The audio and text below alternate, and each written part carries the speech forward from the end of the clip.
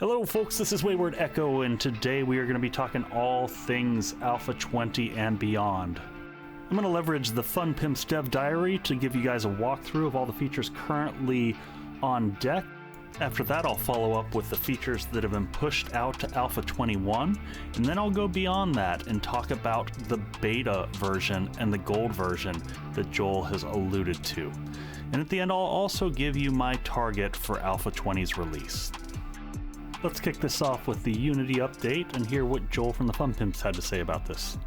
We're actually working directly with Unity now. Unity is advising us on the best practices and looking over our code, and that's going to pay some huge dividends, I believe. So hopefully we should see some nice improvements with, working directly with those guys. So that is all I could find on the Unity update. Looks like it's highly focused on performance improvements, so hopefully that nets us out a better gameplay, especially for those on lower end computers. Random world generation. So here's some updates you guys all should be really excited about. So this is going to bring more realistic landscapes, better performance, and a lot more configuration options. The dev team has a new stamp tech that allows for artist-rendered geographic features to be inserted, and they built a number of these for variation that should add more natural feel to the hills, mountains, rivers, and other formations. In addition to the natural world enhancements, they have completely reworked how cities are generated based on a system of districts with associated POIs. Within this, the POIs will be placed in a thematic nature within the various districts. There's a round-robin system for the POI selection to avoid having that scenario that we're used to seeing where you've got 5 passing gases sitting next to each other. So this way it'll go through the available POIs that are relevant to that district and place them before ever duplicating one of those POIs a second time. In addition to that, they have a system in place now that spaces out the super resource hungry POIs to help stabilize frame rates and improve some performance there.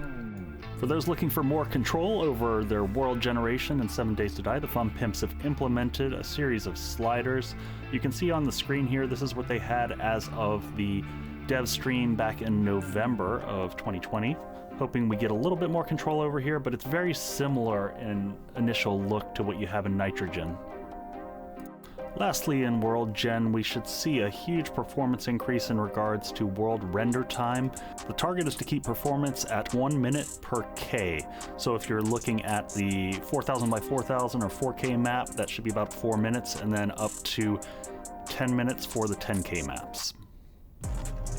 We won't be seeing any new vehicles in Alpha 20, but we will be getting the ability to modify vehicles. So they've reworked the assets to allow the same tinting function that exists for clothing and guns and other things along those lines.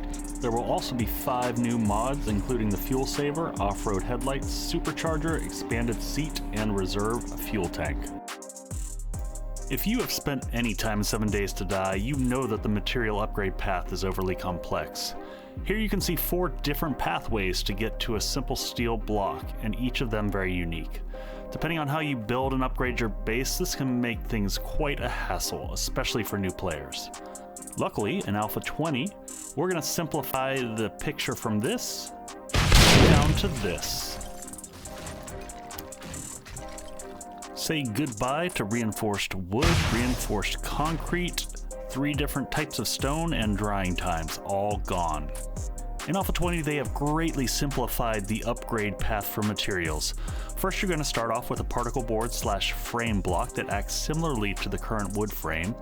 And from there, you'll be able to choose the shape that you want to put down, and you will either be able to upgrade directly to wood, stone, concrete, or steel. Otherwise, you can follow that path and upgrade as your base evolves over time. Additionally, the blocks no longer downgrade, they are completely destroyed into nothingness. They don't downgrade like they used to from steel to concrete. This is a great simplification that should be welcomed by both veteran and new players. Dynamic imposters are a method of rendering buildings and POIs at a distance without having to render the whole thing, which saves you a ton of performance. But you can tell here in Alpha 19, as this building kind of glitches into existence, that we've got some challenges with that. This update should make these transitions more smooth and seamless. The next update in the dev diary is microsplat improvements. For those who don't know, Microsplat is a replacement shader system for Unity terrains that focuses on performance and enhancing terrain blending. So hopefully this will get us a little bit better performance as well as smoother transitions. The Feral Sense game option in Alpha 20 will give us a new way to play with increasing the difficulty in 7 Days to Die. Based on the FunPimps development team, this will manifest as a 2.5 times increase in zombies' ability to hear and see you. Combining this with zombie run speed adjustments could make for a really treacherous game, as you can see Joel from the FunPimp noting here. I tried out Feral Sense with zombies on run during the day and it was intense. There are actually a lot more zombies in the world than people think. They were coming at me from all over the place. I'm personally interested to see how this increases the intensity of a POI clear, or for that matter, just even walking around at night. Here's Richard from the FunPimps talking about the changes to biomes in the last dev stream. We introduced Biome Difficulty in Alpha 20, where you can go into the desert and it's game staged up and the loot's better, like a multiplier of the game stage. You can go into the snow, it's even more multiplied. You can go into the new wasteland, which will be, it's kind of like we're taking the wasteland and the burnt forest and we're mashing them into one great new art set with burnt locations and more destroyed locations. And the beauty of that is it gives us better weather survival, low radiation zones. It gives us a lot of cool stuff we can do. Joel continues on the dev stream to go into detail describing indicators as you cross the thresholds of biomes, as well as the specific multipliers for each of the biomes. The stated multipliers are 1.5 for desert biomes, 2 for winter biomes, and then 3x for the wasteland. I really like this because it provides a really good risk-reward type of scenario where you can head into these biomes and your life's going to be harder. You're going to have mechanisms to deal with the heat, the cold. In the wasteland, they're going to be updating it so that the entire area will have low radiation. So you're going to need special clothing, you're going to need meds and other things to survive in those areas. In the Q&A session of the dev stream, they did dig deeper into the wasteland and whether you could live there and perhaps even have a base there. From the discussions, it sounded like the wasteland is a lovely place to visit to get your loot, but not the greatest place to stay long term, as the mitigation required would just become overly cumbersome. Starting in Alpha 20, we will have a new primitive tier of weapons that will be craftable starting in day 1 in 7 Days to Die.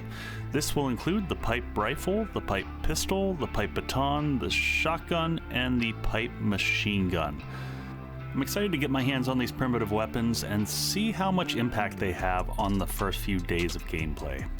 For the next 2 dev diary items, we don't have a lot of details.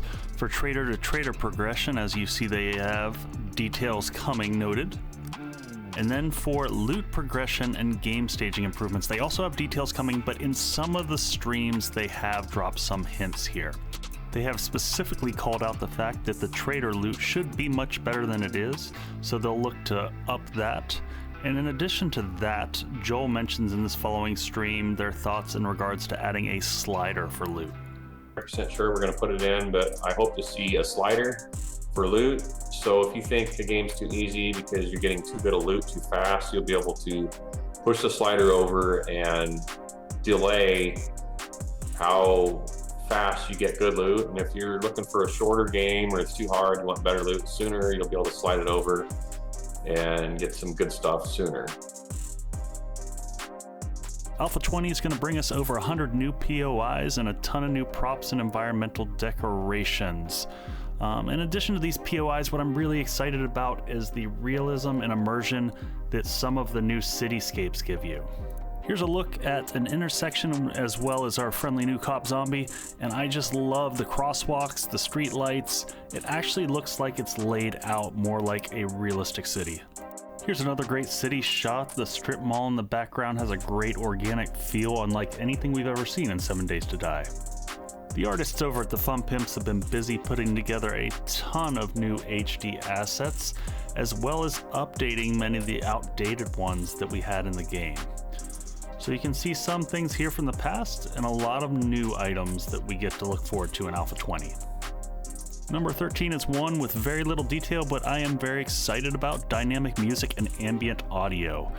This is the concept that they'll add in music depending upon the situation to increase the intensity or overall feel and emotion of the game. I think this has a huge potential for adding a lot more immersiveness to the game. Number 14 on the list is animation improvements. No details yet on this one, other than I think doing some cleanup work and making the animations a little bit smoother.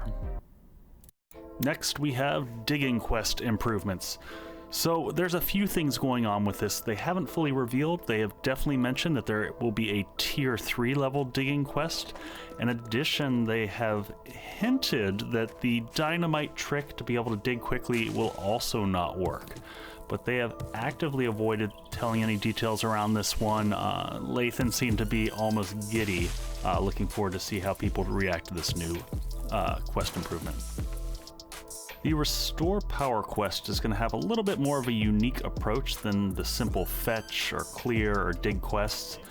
This one, when you approach, you're going to see the quest marker, and the moment you activate the quest marker, all the lights in the POI are going to go out. So obviously this one is going to be a lot trickier when it is dark outside.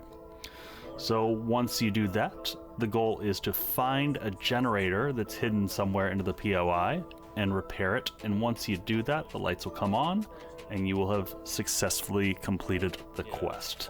Right now they're also talking about the options of having a tier 5 version of this that would potentially be available only at night. I think that that would be a really nice touch to add some, additional challenge and fun. Number 17, and last on the Dev Diary list, new zombies and entities. One of the things I really like about the new art style that they're taking, you can see that all these zombies have kind of pivoted away from more of a comical perspective to much more of a horror bend. I think that's going to add a lot of immersion. You add that on top of all the different updates in regards to city layouts, some of the movements and whatnot. This game is just getting more and more refined with each revision. When this came out last summer as a potential for 7 Days to Die, there was a stir because people felt like it didn't quite fit within the zombie apocalypse genre. But me personally, I don't know, I'm excited about a drone with a teddy bear stuffed in it. Help me carry things, all that good stuff. So that is everything that is currently in scope for Alpha 20. I'm going to get on to what got pushed out to Alpha 21 and beyond. But before I do, if you have enjoyed this content and would like to see more of it, please consider subscribing and clicking the notification bell. And let's jump right on into what got pushed. So 3 items got pushed out of Alpha 20. The first one is AI and sleeper improvements. So this was really an interesting one that they had planned, where zombies would be able to crawl through 1-meter holes. Obviously that would have a huge implication on your horde bases and how those functioned. Additionally, there was some work that they wanted to do around wandering sleepers, just to give, again, a more dynamic gameplay. The second item on this list that got pushed is the character overhaul. So this would be a pretty heavy lift, as this would be removing the Unity avatar system and replacing it with a homegrown version created by the Fun Pimps. So in conjunction with this, it would be a complete shift in how armor functioned as well as clothing. They had a plan for a series of outfits that had set bonuses similar to the book series that they have out there. But there was a lot of concern from the community that pushing people towards these outfits would take away from some of the creativity of our crazy hobo lifestyle that we have while playing 7 Days to Die. So that one will be pushed out to Alpha 21, and we'll see what becomes of it. The final item on here is an overhaul of the water system. This one has been outstanding for quite a while. Water has always been quirky in 7 Days to Die, so hopefully we'll see this follow soon on the heels of Alpha 20. Okay folks, I will wrap with my thoughts on the Alpha 20 release date and then talk a little bit about the beta and gold version of 7 Days to Die that Joel has been alluding to. So I know a lot of people are thinking that in 2 weeks from now, right before the Steam summer sale, they're gonna drop Alpha 20. I just don't think that that's feasible at this stage. We haven't seen a lot in terms of future dev streams. other than the 19.5 Twitch integration that came out. So my guess is we're looking late July, early August. I would love to be proven wrong. If you guys think otherwise, please let me know down in the comments. So what's gonna come next after we get our Alpha 20 and you've seen what's pushed out to Alpha 21? Well, there's some hints there. Alpha 21 has the update to the character model and avatar and whatnot, which Joel has also stated is directly linked to adding bandits in the game, which is gonna be a huge evolution. Also, he noted that once we see bandits in the game, that will be the last alpha version of 7 Days to Die, and after that, the next version will jump over into the beta. So what are we expected to see in beta? Well, we're going to be testing more and more of the critical functions. We're going to see the bandits in there. We're hoping to start to see the story. So that's the other question you've seen come up on the dev streams quite a bit. 7 Days to Die will have a story. It will have a start and it will have an end. So that is something we're really looking forward to as they polish it up. And that'll be in the final stages in the beta, and then move on to the gold, which is their final state.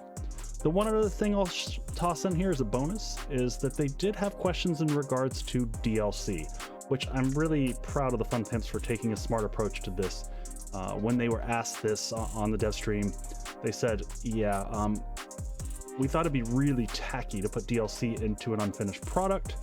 Once we get out to the gold version of the game, absolutely DLC's on the table. So that's all I got, folks. I hope you guys have a fantastic day. If you enjoyed, please consider subscribing, and I will catch you on the next one. Echoes out.